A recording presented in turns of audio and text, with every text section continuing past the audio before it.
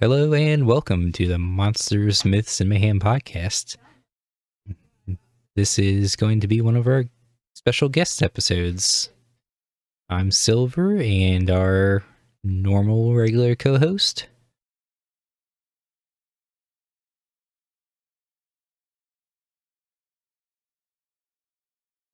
Chaotic, you still there?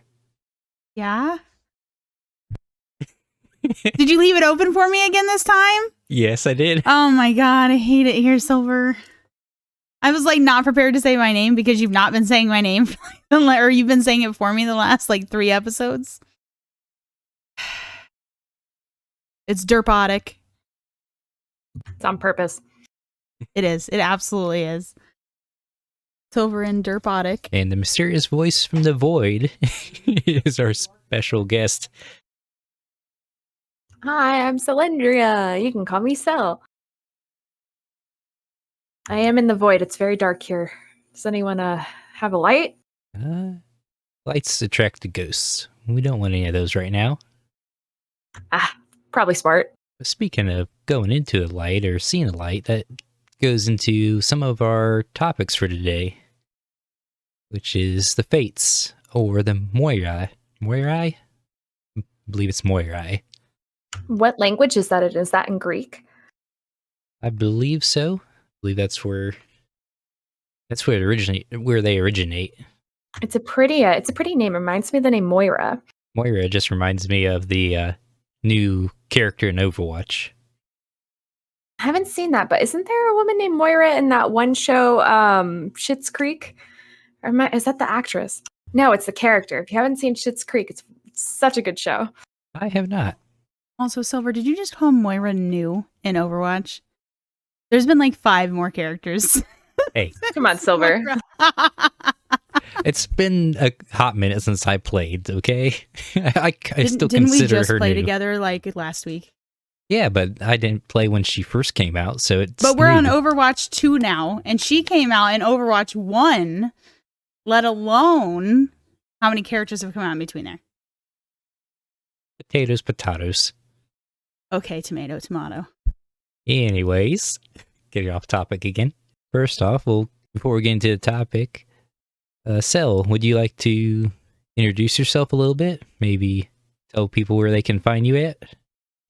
Sure. I am a little sticky elf streamer. You can find me. My name is Selendrea on Twitch. I stream Thursdays and Sundays right now is my usual schedule, and we stream lots of like comfy, cozy games and farming sims, but most of our stream is about chatting and getting to know each other. And off stream, I'm actually a psych instructor at a college, and I have a PhD in psychology and an overall fascination with mythology and fantasy and stuff like that. So you should have a good insight on maybe some of the psyches of these monsters, maybe? Or actually, they're not really monsters. This one, they're not. Yeah, not quite monsters, but I would be interested in maybe seeing if this has already been done or maybe doing this myself, but breaking down how a lot of this mythology and fantasy might be a representation of like, existential fears at the time or a response to the culture, and maybe tie in some sort of psychology there, because it could reflect psychology of the people writing these fantasies and these mythologies. That's something for later, Cell, though. That takes a lot of brain power. And I have 2 brain cells, so not today. Okay, well, on with the topic. So, the Fates.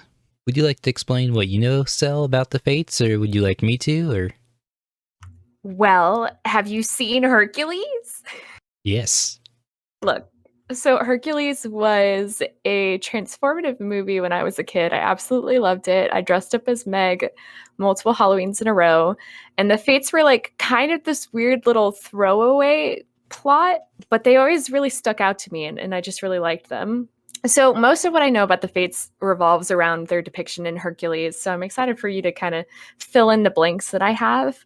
I think that it's just really cool that life is depicted as spun thread, if I remember correctly, and the end of life is getting cut with scissors. I always thought that depiction was really poignant, and I really liked it. I also had I'll let you fill me in, and then I'll save my question for later about them. Okay. Well, the Fates are 3 sisters. There are a group of, like you said, they're weaving goddesses. They're always depicted as weaving thread in all their imagery. They may change in size, shape, age, but they're always usually depicted as weaving, either with the thread or what's that thing called? Spindle? Yeah, spindle. That's how they're always depicted as. Sometimes they're 3 old crones, or 3 young women, or 3 women of different age ranges, like young, middle-aged, old. Is there a reason why their age changes? From what I've seen, it's just based on the artist's depiction of them, how the artists feel they believe they look like, or how the poets at the time described them. Interesting. Out of all of the ages, is there one age that you feel represents them better? I like the young, middle-aged, older type of age range, how it describes them, because they each have their own job. Also, their names, they also have their own names as well. They're not just they're collectively known as the Fates, but their names are Clotho the Spinner, Lachesis the Allottor, and Atropos the Inflexible. So Clotho is usually depicted as the younger one because she spins the thread, and she's usually depicts the age that, like she starts spinning it as soon as they're in the womb, and then Lachesis measures out how long they're going to live for. Then when the time comes, Atropos cuts the thread. Ah, so you're saying that each one of them has a different age. Mm-hmm. Gotcha. That's really cool. Like most Greek myths, no one can say 100% or agree 100% on who their parents are. Some say they are the daughters of Nyx, but then more often they're portrayed as offspring of Zeus and Themis. But it's also weird too that poets and stuff at the time say that they arranged all of Zeus's marriages, even to Themis. So maybe they had them as children before they got married? Is that how I interpret that? It was either that or... yeah, that's probably about the only way I can think of. Unless magic. I mean, I personally really like Nyx. I think Nyx is really cool. So just being able to kind of like plop children into the world all on her own seems pretty cool. Because isn't she the goddess of like nighttime and darkness or something like that? Yeah, that's my personal favor, is that they're the daughters of Nyx, because then that gives them sisters of the Furies and the Kyries, as well as like Dream and different other like concepts that became gods. Yeah, that whole like constellation of our family, I guess I should say, is just really cool. All the things they represent. I mean, Zeus is like fine, but also Zeus is like kind of problematic. It has many children, right?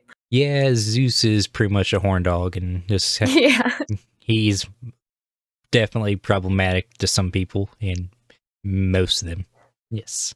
So the Fates, they preside over human life, and they're kind of like your destiny and stuff, but they're not irrefutable. So it's a destiny that you can change, is kind of what they stand for. So the humans still had free will, but the Fates knew the ultimate choices and actions of each person. In the afterlife, a human would be judged not on what deeds they had done, but on how they had reacted and coped with life's changes. I like that they kind of tie the two things together. Like, to an extent, there is that path, but then also people can change their path. I've always liked that depiction of our lives as well, that we're, not everything is within our control, but also some of it is in our control. Mm-hmm. If I remember correctly, that's what happened in the end of Hercules, because he changed his destiny at the very end of the movie. Yeah. And I was like, go, Hercules, go. He pretty much changed from being human to immortal by saving Meg. right? That's right. Yeah, he jumped into the creepy pit with all the goobos, the little gooby green guys. Spoiler warning for a movie made in the 90s. Yeah, sorry if you haven't seen Hercules. What are you doing with your life? Yeah, so you can make your own choices, but I kind of figured that all the threads they wove together was every choice you could make, just kind of woven together. That would make sense. It's just which piece of the yarn you go on is how you were judged later in the afterlife. So, if I remember correctly, Themis, right, is so another possible one of their mothers. Isn't she the goddess of judgment or justice? Yeah.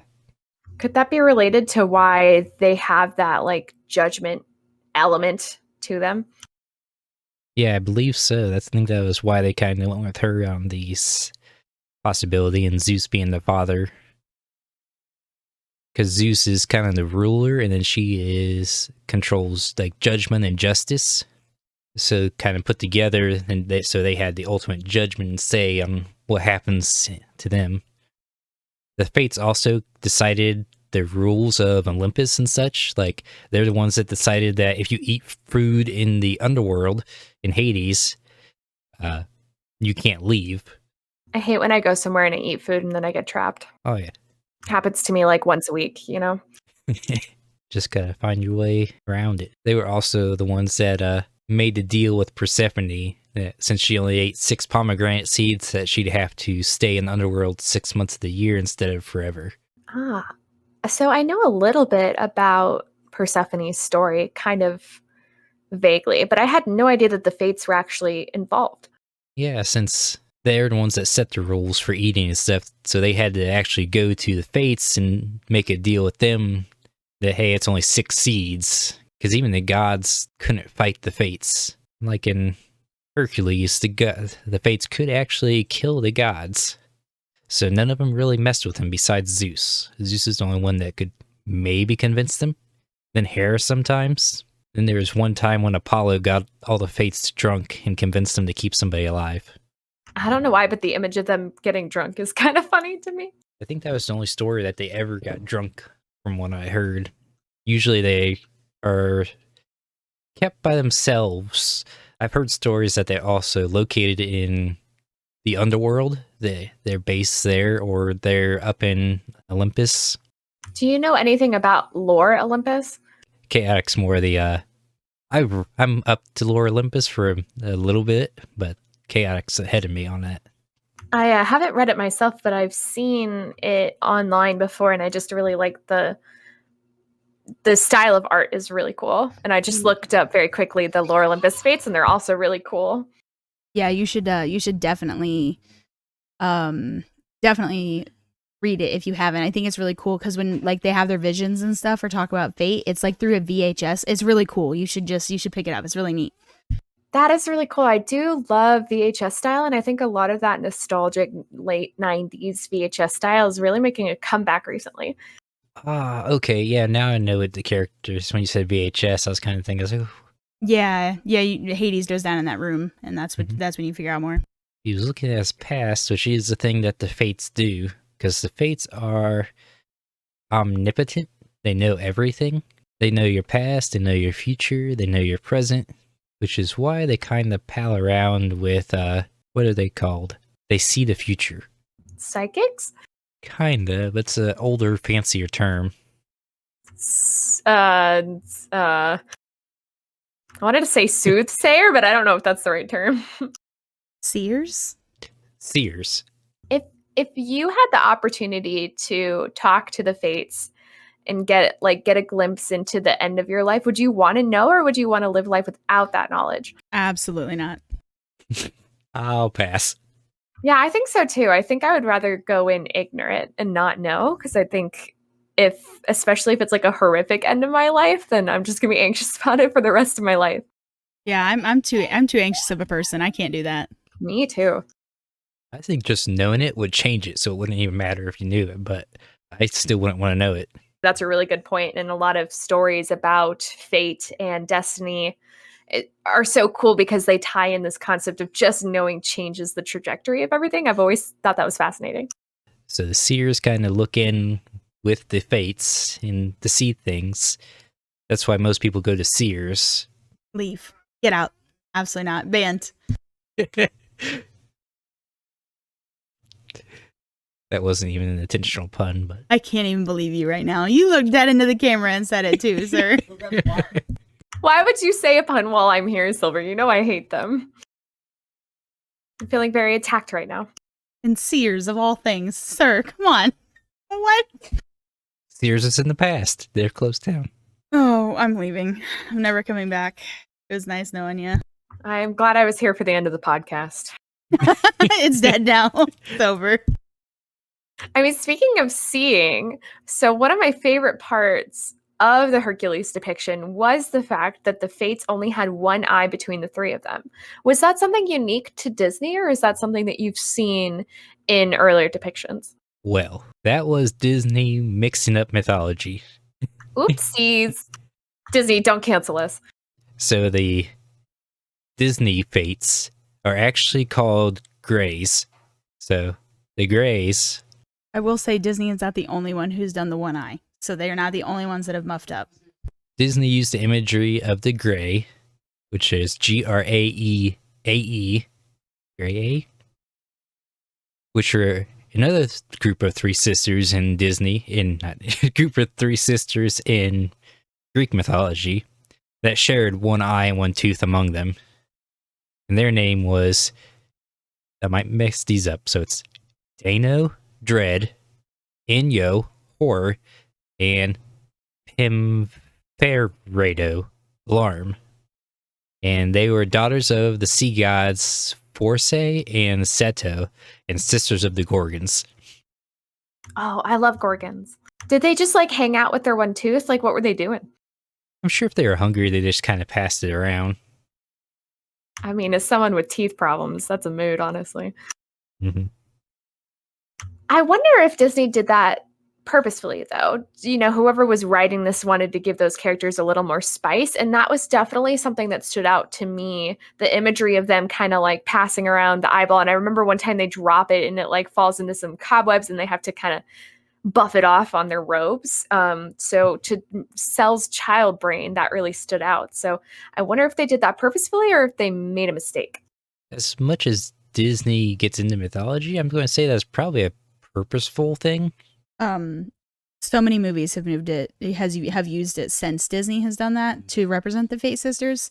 The Clash of the Titans used it. The film rendition of Percy Jackson used it. There's multiple authors that have used the one eye pass around thing with the Fates. So I think that the Grey are just kind of like mixed up in this permanently, and like everybody's just kind of forgotten that they are two separate entities. I actually have never seen Percy Jackson. Aren't they making a remake or something like that? Yeah, they're doing a show as opposed to the movies now. Ah. I've seen the movies a long time ago. My sister is more into the books and reading them. If you ever do get to watch it, it is pretty hilarious. Their representation in it. I'm pretty sure it's from the second one, so it's not the first one. It's the second one because the second one is maybe it is the first one. It's been a minute. No, it's the first one.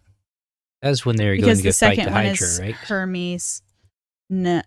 Yes, but that's not right before the Hydra. Because that's the one where they have to go to, what's the first place they go? Medusa. They had to go to Medusa's Gardens. That was the first place they went. And then they went to Tennessee for the Hydra. And then they went to Vegas for the Lotus. I kind of already went over each sister individually and their names and nicknames. So we got Clotho the Spinner, Lachesis the Lauder, and then Atropos, who is the Unturnable. And in that order, they are future, present, past, right? No, that's just I think those are different sisters. No, theirs is the Clotho's future because she weaves the future. Okay. The other name that I just completely just Lachesis. Lachesis is present. Because she's the Allottor, and then Atropos is the Unturning or the Inflexible, which is your past. Yeah, that makes more sense now that you said it instead of me thinking in my head. No, it messes you up because they always present the sisters as Clotho, Lachesis, Atropos, and it's like reverse. Mm-hmm. I think. Hang on, I'm trying to make sure I got this right because I could be wrong. Yeah, Atropos is one that cuts the thread, and yeah, Atropos is the past, Clotho is the present, and Lachesis is the future. So the only ones I mixed up were Clotho and Lachesis. I wonder if the term Atropos has something to do with the term atrophy, which is about like wasting away. Wonder if it shares like a root word there. I mean, it's possible. It might. There's a couple other deities that kind of pal around with the sisters as well, or are commanded by them. The ones that are mainly known for them are the Furies. They kind of carry out the Fate's orders. So, like, if somebody murders somebody, the Fates get angry at them, and they send the Furies after them in order to kind of kill the murderer or make him have judgment. Because the murderer is just making their job harder because they ended a thread before it was fated to. I'd be pretty angry too. Just making more work for them. They also sent the Furies after people who were perjurers or men who disobeyed their fathers. So there's a wide range of punishments. Okay, no perjury, no murder, no disobeying. Wow, words are hard. Disobeying my father. Gotcha. Mm-hmm. Something I've noticed is this trend of like three sisters, because the Fates are three sisters. The Grey, or I think Wikipedia says the Gree. However you say that, that's three sisters. The Furies are three sisters, it looks like. Yep. And when you said that the Fates sometimes are depicted as three different ages, the very first thing I thought of was in like neo-paganism or like Wicca. You have the triple goddess, the maiden, the mother, and the crone as well. So there seems to be these like interwoven connections between these mythologies or these religions and depicting three women. And I wonder why that is. I don't know, because that's also spread throughout a lot of religions and mythologies. Because even, have you heard of the Norns? I don't think so. Yeah, they're the Norse version, aren't they? Yep, they're the Norse version of the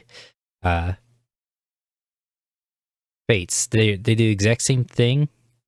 They predict the future. They got some other small things with them that are different, but it's a set of three sisters, either weaving or tending to Yggdrasil, making it grow. I did want to touch on Celine's mention of the number 3 and women. A lot of the times, the number 3 is considered a divine number. So it's like a close to godliness number. And then it also always represents past, present, future, birth, life, and death. So, and they never, especially in mythologies, never include birth, life, and death without women. So the power of the triple women is that they're the divine past, present, future, basically. That's really cool. So it sounds like I need to find 2 more baddies. Absolutely. To be in my squad. Okay. Some other deities that usually go along with the Fates and the Furies are Aletheia, which is the goddess of childbirth, and the patroness of midwives.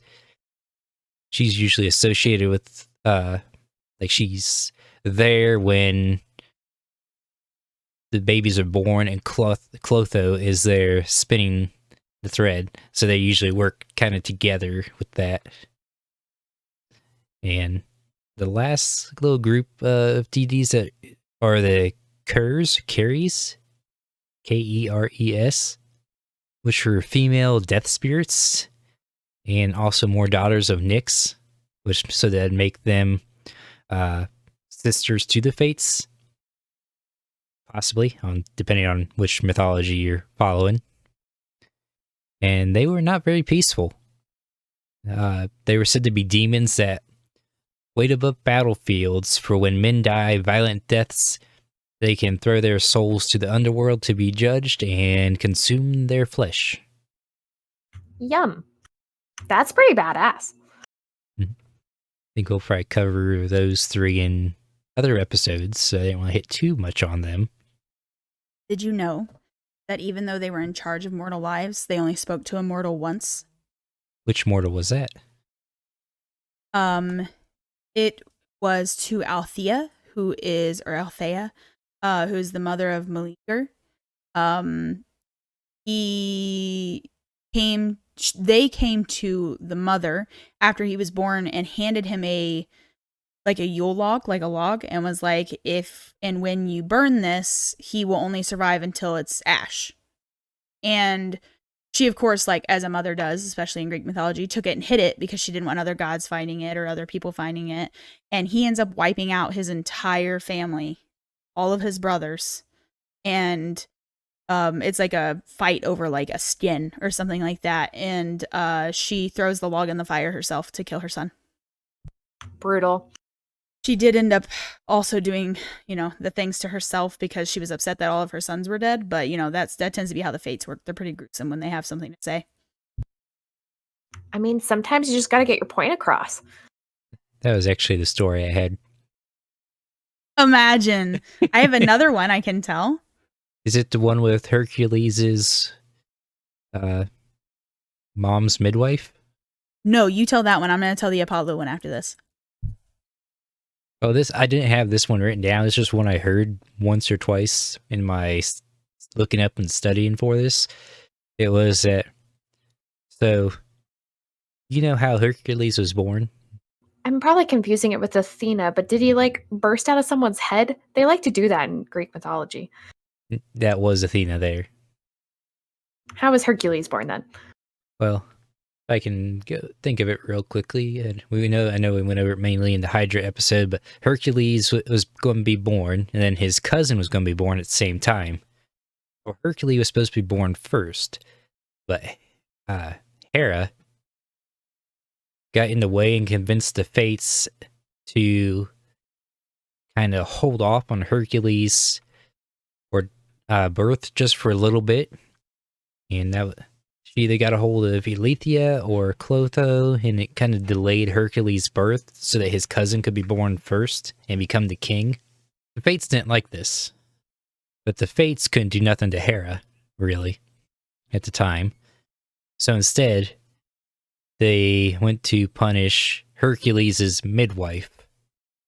Mom's midwife? How does that work? I'm not sure. But they ended up transforming her into a boar, if I remember right. And the boar had to give birth to so many children, but the only way she could get pregnant and bear children is if she was, this is their words if I remember right, mounted through the ears and given birth through the mouth. That poor midwife. She's just trying to help that baby pop out. Wrong place, wrong time. What the... Greek mythology is so disturbing. For what? I wonder if there was some herb that they were smoking at the time. 10 out of 10. No doubts. It's a little lit. Yeah. Partying a little too hard over there. You can go with yours now, Chaotic. That's just what I heard. That is... Oh my god. The only other one that I have is the only time they've been successfully tricked, per se, was Apollo. His favorite son was going to die, so he went to them and was trying to get them to agree to... I'm pretty sure he got them drunk. He gets the fates drunk and tries to be like, hey, spare his life if I can find somebody in under a year or something like that. And he never ends up finding anybody to take the place of, even though they agreed. But his son's mom, ends up stepping up and trading her life for her son's anyways. So all of it was pretty much pointless. But the fact is, if you get the fates drunk, you can probably get them to make a deal, is the only thing we learned out of this. What alcohol do very powerful, angry women prefer to drink? Wine. It's wine. That's what I thought. Dionysus, right? Is the wine guy? Yes. Yeah, the Dionysus specialty. He can give it out, but he can't drink it. Wine always makes my face really red. Like really, really red. I got my gallbladder taken out, and they were like, "You're not going to be allowed to eat spicy stuff. It's going to mess with you." No, it's wine. I can eat spicy stuff all night, but if I try to drink wine, it feels like I'm having a heart attack. It's the worst thing in the world. Oh, I'm sorry. Yeah, I suffer it every now and then for the taste, but it sucks. I'm going to be honest. I would prefer to keep spicy food over wine because I love spice so much. Same. I was very bummed. They were like, "You're not gonna be able to do that or drink any like sweetened tea or any." And I was like, "This sucks." And all it is wine. I'm like, "It's not so bad." You should try mead. I tried to make whatever you made the last time you made mead, and I never had a chance. I've never had mead. I think it's gluten-free though. I should try it. It's got, let's see, threw a bunch of honey in a thing of water, threw a bunch of yeast in it, let it dissolve, and just siphoned it through. Pretty much, yeah, about all there is. Just the yeast to eat and make the alcohol. Actually fairly easy to make. Any questions you had, Sel, on the fates, or that's pretty much all I had on my notes? I think that's everything. I think we talked about a lot of cool stuff. That question about the eyeball was what I really wanted to ask you guys. So it's really fascinating that Disney either did that purposefully or messed up. So I might dig a little bit into that to see what the answer to that is. Again, Disney, please don't cancel me. Did you? I just found this out. So I love, if you guys have not watched Clash of the Titans or, there's another one it's made too. There's Clash of the Titans and Clash of the Titans 2? No, like it's got a whole nother name. There's a Wrath of the Titans. Clash of the Titans itself, the three witches that I was talking about, he kind of talks about them having fate and stuff like when you're in the movie. So I just considered them the fates. Their actual names are actually the Greys or the Greys we were talking about. They're actually named after the Greys. So they are somebody who technically got it right. They just gave them also the fate ability. So they got their names correct for the actual Greys, but not for the instance of as exactly what they do. It is really neat you mentioned that they were like the sea goddess's daughter, like the sea witch's daughter, because when they're there, it is extremely slick and wet, and it looks like it's rained, and it's like tar-like when they walk up the mountain and stuff. That's also a really neat one. I know, Selene, you mentioned the when they throw the eye and stuff like that and stuff gets on it, it happens in the Titans as well, and he grabs it by the stem. It's super gross. It's like more realistic version of them, but it's really cool to watch. Eyeballs have always freaked me out ever since Pan's Labyrinth. You know that scene with the guy who puts the eyeballs in his hand? Yep. What's his name? The white gray man or something like that? Something like that. Hang on. Some of the mythology from Pan's Labyrinth would be a really cool podcast Pale episode. man. Pale man, that's it. The gray man, pale man. I was close. Either way, he's terrifying. He is, that also, absolutely. He mortified me. I'm done. Between that and Beetlejuice when the eyes are on the fingers. Yes. But yeah, eyes I think are very visceral, right? Because we have eyeballs in our head, but we don't try to touch them, and they're squishy. Ooh. At least I assume they're squishy. I've never actually touched one. I have had to, yeah. They're pretty bleh. Honestly, I don't know if I could ever like do contacts because you have to like put the contact in your eye, and that freaks me out. I have to do, the only time I use contacts is for cosplay, and those are rough enough. I am good. I never want to wear them my entire existence. Could not. Silver, would you do contacts? No, I can't do the total touchy eyeball either. I flinch too much. I don't like things near my eyes. That's why I wear glasses, and they can protect my eyes. Should wear goggles on all sides, like that suction cup to your face. I do have a pair that go over my glasses at work. I have 3 pairs. One's yellow, one's like completely pitch black from when I'm torching, and then another pair is clear. Good, you need to stay safe because the amount of times you tell me you got injured at work make me worried. It's semi-daily. Kaotic knows more of my injury stories. Want to yell at you on podcast? Because I can let it all out. Usually do anyways. Just be out here injuring yourself. You know, you have a head that shouldn't be overstressed, and yet you overstress yourself.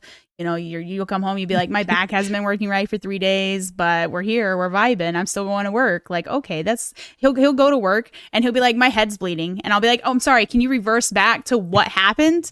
Like, no, just new injuries every week. It's fine. We just want to put Silver in bubble wrap so he's safe. There's just some injuries you can't avoid. Machines are out to get you. Stephen King made a movie about that. Have you seen it? It's terrible. Do you I know the have one I'm not. talking about? It's so bad. Are you talking about, well, which, are you talking about the car? Or are you talking about the actual, like, Hold on, let me Google it. okay. Maximum Overdrive. Yep. I knew that's the other one you were going for. Yes. Sometimes I love Stephen King, but sometimes you could tell he just had a little too much cocaine. And you're like, Stephen, cut the cocaine Yeah. down. Mm-hmm. Yep. So sorry, Sylvia. You just reminded me of that plot because essentially all the trucks and the machinery take over and start killing humans. It's not a very common, a lot of people really like the movie and that's great and they love the book, but he was definitely doing so many drugs. There's absolutely no way he wrote that sober.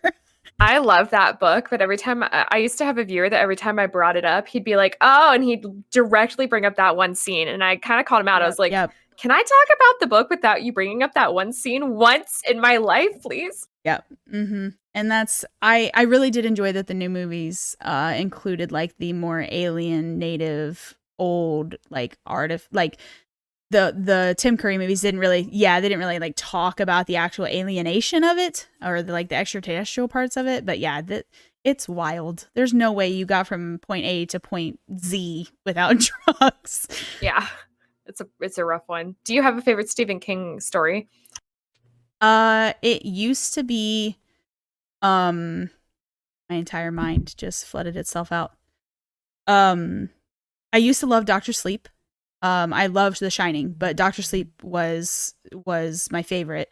And now I love The Outsider. I haven't read The Outsider. It is there's kid essay, so it's hard to read. But I promise the ending and the stuff that goes on in between is worth it.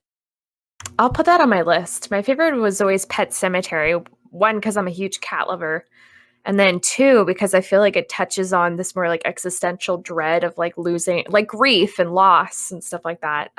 Yeah. With, of course, a creepy twist, but the book was just so well done, in my opinion. That's before I even like started reading Stephen King, one of the first movies I ever watched of his was Cujo, and I always thought that concept was super cool. Like it's super cheesy to watch now, especially, but the concept is very neat.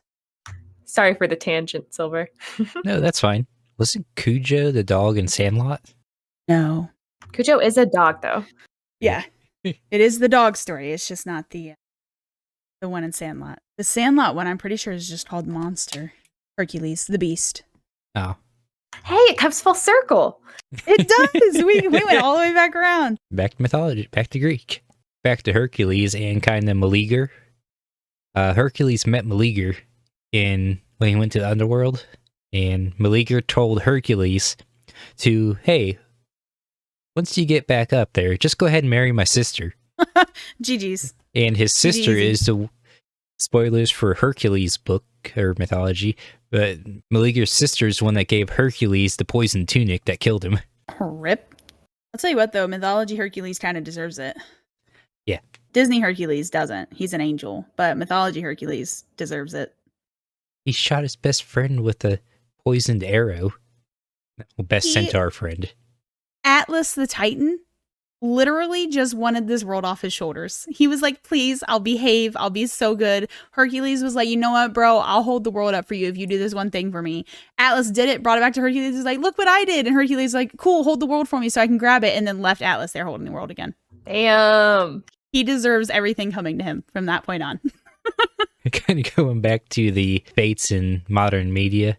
I know we talked about Percy Jackson and Hercules, but the newest one I know of is that they're in the new Netflix Sandman. Oh, I've only seen the first episode of that, but that makes me kind of want to continue the series. I've heard some good stuff about that show.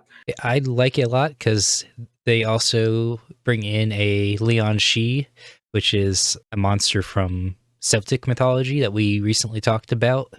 Yeah, I listened to a little bit of that podcast. The Muse. Yeah.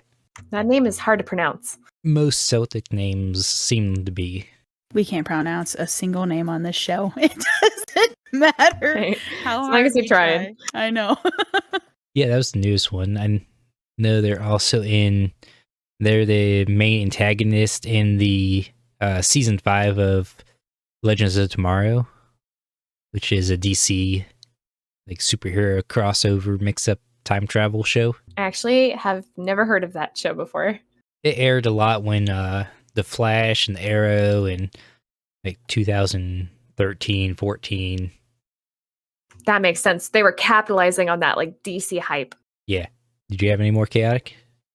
No. Like I said, my favorite one is my favorite 2 representations of them are Lore Olympus and Clash of the Titans. Those are my 2 favorite. Hercules was one of my favorite movies growing up, a lot like Cells, and it was just it was really neat, and I like the sisters in particular. I think what I liked most about them was the scissors. I don't know how to explain that. Like, just watching them cut those lifelines was interesting. Yeah, and then the fact that the God one, because they can't mess with God lives. They can tell you what's going to happen, but they can't cut or mess with them. Just seeing the scissors break and stuff, something oddly satisfying about that when I was watching. So I just kind of took an interest in them all together. I actually prefer the Norse version of the sisters. Everything about them, it's one of my. I actually write characters involving the sisters on the Norse side, so I really enjoy them a lot. But just the concept of the fact that these 3 women, who I prefer the story of them being unbelievably beautiful, like they are just like when they're found and they're like these alone maidens, and all of these gods all the time are like, whoa, they're like drop dead gorgeous. I think that's like my favorite version of them, because you don't expect these 3 creepy fate-telling sisters to be these goddesses that they constantly were kind of mistreated or maltreated by, because you got to think, being the only people in the entire God universe that can tell you your past, present, and future, you know how much they were hounded and bothered and had to mess with and meddle with things. Like, it just had to be crazy. So I prefer them most in those 3 mythologies, or like representations, I guess. We stand hot, powerful women. Yes. They're the DMs of the mythology universe. Yeah, in a way. Yeah, you can't tell me the future lady's not Tiny Tina as a DM. How much chaos can I cause today? I guess with that, we'll move on to the Mayhem. Do you know what our Mayhem section is about, Sel? No, Mayhem, I assume. We'll have Chaotic start with the Mayhem then. Let's go. So our Mayhem section generally consists of us talking about how we think these monsters, myths, or legends would survive in modern day society and how they would affect everyday life of people like us. So, in my opinion, seeing as I am unfortunately stuck as a mortal and cannot be super cool to talk to these ladies, it really wouldn't affect much in the state of the unknowing.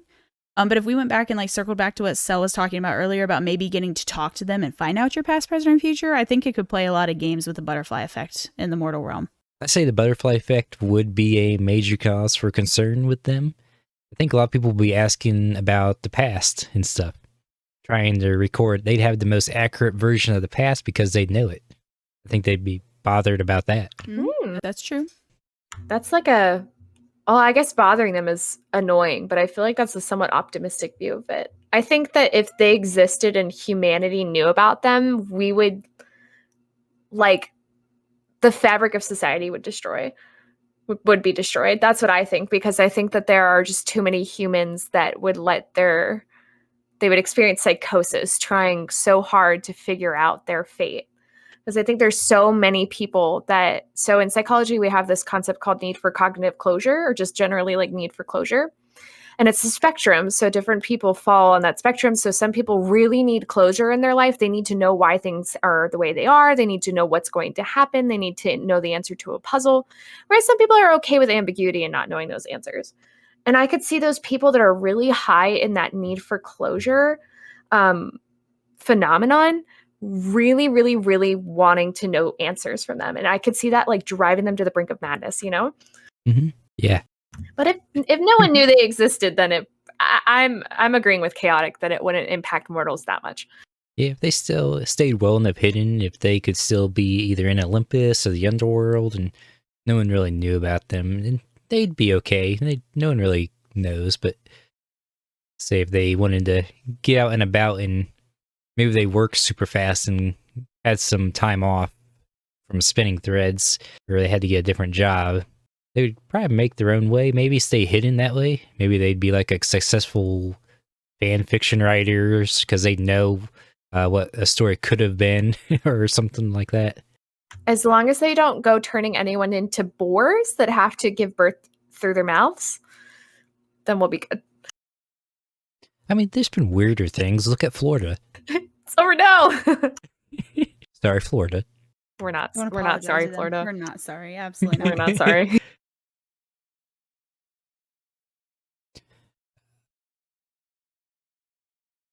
Yeah, I don't think they'd cause too much mayhem. Not in a, they like this, not in a main stage type. Like a little secret mayhem. Yeah, maybe one or two people here and there, and otherwise they're just kind of writing everybody's stories. As long as nobody goes against them, or everything should be okay. Guess that's the end of the mayhem. It was a really short one this time. Before we leave, I would just like to say one more time that I would like Sel to read Lore Olympus. And if and when you do that, you need to come tell me how much you loved it. Because it is a good one. Yeah, I can do that. Sounds good. Heck yeah.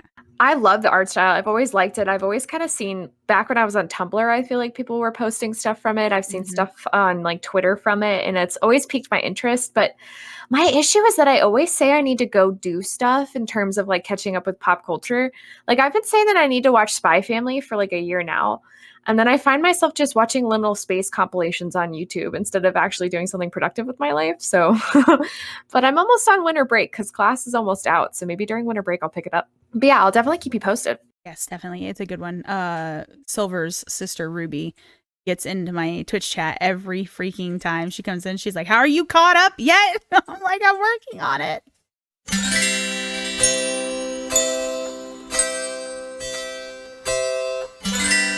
With us ending, kind of wrapping this up, would you like to list off your socials one more time and where they can find you, Sel? Yeah, sure. So I'm at twitch.tv/Selendrea, SELENDREA. And I'm also active on Twitter for as long as Twitter still exists. I think it's like Selendrea with an underscore at the end or something like that. If you type in Selendrea, you'll find me. I post cat pictures from my animal shelter that I volunteer at, as well as like other updates and go live notifications. I'm not on Hive. I decided to not do a Hive. Did you guys make a Hive account? I did not. Yeah, I decided against it. But those are my main socials, honestly. So everybody should go check her out and drop a follow on Twitch. Thanks for having me. I enjoyed myself. It was fun to have you on. Talk about the fates, and they have the goal to find 2 more people to join you in the power of 3. Yes, I shall look. They must be as stinky as me and as chaotic as me. Isn't there 3 of you in the Ginger crew? I mean, Rusalka? Who else are you thinking? For some reason, I was thinking Ben was in there too, Swole Beeman. I don't know if they have red hair, but I do like Ben. Ben's pretty rad. Is Ben stinky though? They're swole. I volunteer my best friend Anna for your service. Is she stinky? Yes. And wonderfully wholesome, all in the same. Are they on Twitch? Yes. You can always DM me the link. I'll check them out. Oh, heck yeah. I'm always looking for more friendos on Twitch, especially women. I like to support women on Twitch. Well, thanks, y'all. I appreciate it. Thank you. And I guess we'll go with our normal end of show things. If you would like to contribute and have your name shouted out on the podcast, you can join our Patreon like Ruby, Thor, Mondi, and Nuggies have. Do you want to say your outro, Chaotic? Join us again next Monday on Monsters, Myths, and Mayhem, found on Apple Podcasts, iHeartRadio, Spotify, and Anchor.fm. Silver and Chaotic talk about how monsters and myths came to be and how they would be received in modern-day society. Follow, like, and subscribe to support. Also find the podcast on Twitter and Discord with the links below to keep up to date with the newest merch and activity. Besides, who knows what mayhem we will get into next.